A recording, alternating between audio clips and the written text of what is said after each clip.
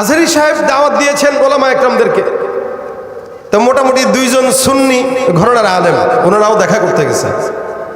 তো দেখা করতে যায় বুক মিলাইছেন, মুআনাকা করছেন। তো করার সাথে সাথেই ওনারা আসছেন যখন, ওনাদের দলের মুরব্বী উনি ঘোষণা দিয়ে দিয়েছেন লাইভে এসে যে এদের ঈমান শেষ। এক আজহারীর সাথে মুআনাকা করা এদের ঈমান, মুসলমান আর নাই। তো ঈমান শেষ হওয়া মানে কি বুঝেন? একটা মানুষের ঈমান যদি নাই থাকে তাহলে তার বউ থাকে না, কথা কয় না। ঈমান যদি কারো না থাকে তালাক হয়ে যায়, অটো তালাক হয়ে যায়, অটো। কারণ ওর ঈমানের মধ্যেই নাই, ওর কিচ্ছু নাই। আর এই ঘোষণা দিয়ে দিল এদের ঈমান শেষ, এদের আমার ঈমান দোহরাইতে হবে। তো ভিডিওটা যখন দেখলাম তখন মনে হইলো যাক, পাগল পাগলের মতো প্রলাপ করছে। এখন যারা আসছে আজহারী সাহেবের সাথে দেখা করছে, এদেরকে আমার কিছুটা শিক্ষিত মনে হয় এবং মার্জিত মনে হয়েছে। আমি মনে করছি না এরা মনে হয় তাদের জায়গায় অনড় থাকবে, কিন্তু আল্লাহু আকবার। পরে বিকেলে তাকায় দেখি এরা সুন্দর করে লাইভে এসে চোখের পানি ছেড়ে কেঁদে কেঁদে বলতেছে আশহাদু আল্লা ইলাহা ইল্লাল্লাহ ওয়া আশহাদু আন্না মুহাম্মাদার রাসূলুল্লাহ। কেঁদে কেঁদে তওবা করতেছে। মানে কাফের হয়ে গেছিল, এখন মুসলমান হয়েছে। নাউযুবিল্লাহ করবেন না। আচ্ছা ভাই, কোন ইহুদির সঙ্গেও যদি আপনি হাত মিলান তাও তো আপনি কাফের হবেন না। কাফের হওয়ার তো একটা আলামত আছে, মুসলমান থেকে বের হওয়ার তো আলামত আছে। তো একটা মুসলমান যদি একটা হিন্দুর সাথে চলে, একটা মুসলমান যদি খ্রিস্টানের সঙ্গে চলে, একটা মুসলমান যদি ইহুদির সঙ্গে চলে, হাত মিলায়, তাও তো সে কাফের হয় না, তাও তো সে অমুসলিম হয়ে যায় না।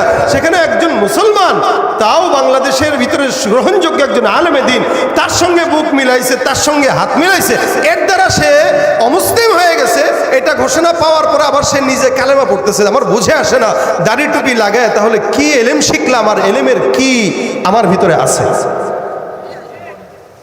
আল্লাহ পাক যেন অন্তত দ্বীনি বুঝগুলা দান করে, বলেন আমিন। সারা জিন্দেগি গুনাহ করছে, গুনার বেলায় তওবা করে না, গুনাহ করার পরে ইস্তেগফার নাই। একজন আলেমের সঙ্গে বুক মিলাইছে, ইস্তেগফার 100 বার পড়া শুরু করে দিচ্ছে। আচ্ছা বলেন তো, ইস্তেগফার পড়াইছে কে? শয়তান না? কে বলাইছে? সব ইস্তেগফার না। অনেকে নামাজ পড়ে আস্তাগফিরুল্লাহ, আল্লাহ আস্তাগফিরুল্লাহ, কি করলাম? নামাজ পড়লাম, আমার তো দিল ঠিক আছে, ও তো নামাজ পড়া দরকার কি? নামাজ তো করবে মোল্লারা, পর্দা তো করবে মোল্লারা, আমার তো দিল ঠিক, আমি কেন নামাজ পড়লাম? ও আস্তাগফিরুল্লাহ পড়ে নামাজ পড়ার জন্য। তো এই লোকটাও আস্তাগফিরুল্লাহ পড়তেছে একটা আলেমের সঙ্গে দেখা হওয়ার কারণে। তাহলে ভণ্ডামি কত প্রকার। আবার মাজারে কিছু কিছু আছে সেজদাও দেয়, আবার কিছু কিছু জিকির আছে হিমহে, দেখছেন আপনারা এটা? হিমহে জিকির।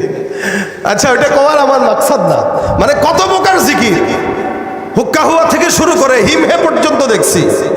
আরো যে কত জিকির এই দেশে আসবে। এখন এগুলাকে যদি আপনারা স্বাধীনতা মনে করেন, আমি বলবো এই স্বাধীনতা কোনোদিন আমরা চাই নাই। যেই দেশে মুসলমানদের যেমন স্বাধীনতা থাকবে, ইহুদিরও স্বাধীনতা থাকবে, খ্রিস্টানের স্বাধীনতা থাকবে, ঠিক আছে, কথা ঠিক আছে।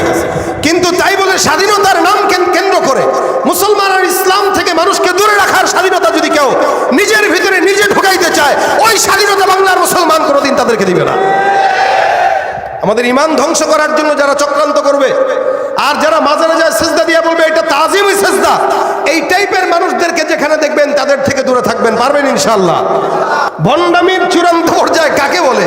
গত 2-3 দিন আগে আপনারা দেখছেন, গত সপ্তাহে আমাদের বাংলাদেশের অন্যতম একজন পরিচিত মুখ মিজানুর রহমান আজহারী সাহেব দেশে আসছিলেন না? আচ্ছা, বাংলাদেশের আপামর জনতা যে যাই দল করুক না কেন, ভাইকে ভালোবাসেন কিনা? আলহামদুলিল্লাহ, এটা আমাদের দেশের ব্র্যান্ড।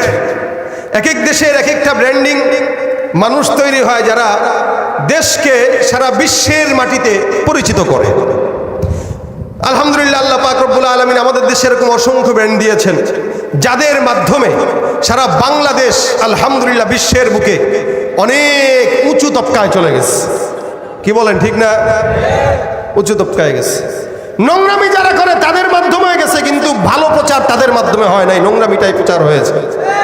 আর ওলামা একরামদের মাধ্যমে ভালোটাই প্রচার হয়েছে, ঠিক না? আলহামদুলিল্লাহ। তো